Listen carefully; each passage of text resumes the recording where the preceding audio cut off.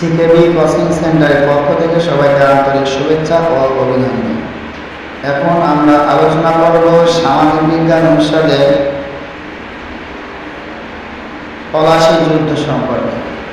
1956 সালের 23শে জুন নবাব সিরাজউদ্দৌলা অতএব আলীবর্দী খানের কনিষ্ঠ 3 জন কন্যা ছিল, তার কোনো পুত্র সন্তান ছিল না।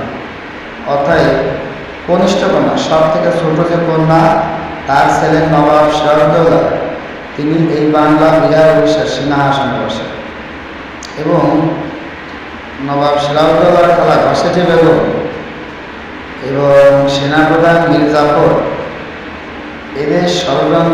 এরা ষড়যন্ত্র করে ব্রিটিশদের সাথে ষড়যন্ত্র করে এই নবাব সিরাজউদ্দৌলা 1957 সালের 23শে জুন পলাশী প্রান্তরে পরাজিত হয়।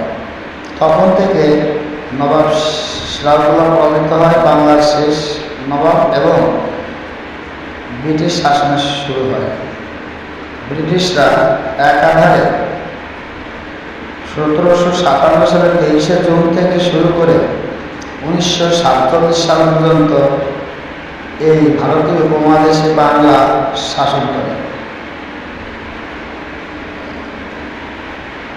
ভারতীয় উপমহাদেশ বা আমাদের এই বাংলা শাসন করে এবং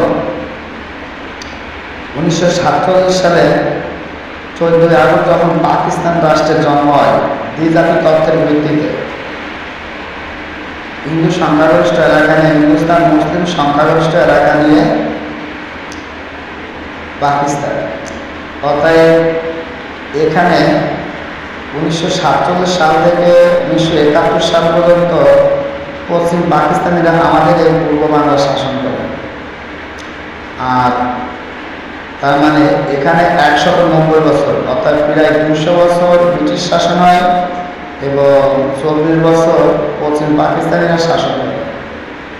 আর এই যে এক দেশ থেকে অন্য দেশে যে শাসন কার্য পরিচালনা করে, অর্থাৎ যে প্রক্রিয়া, ওটাকেই বলা হচ্ছে উপনিবেশিক শাসন ব্যবস্থা।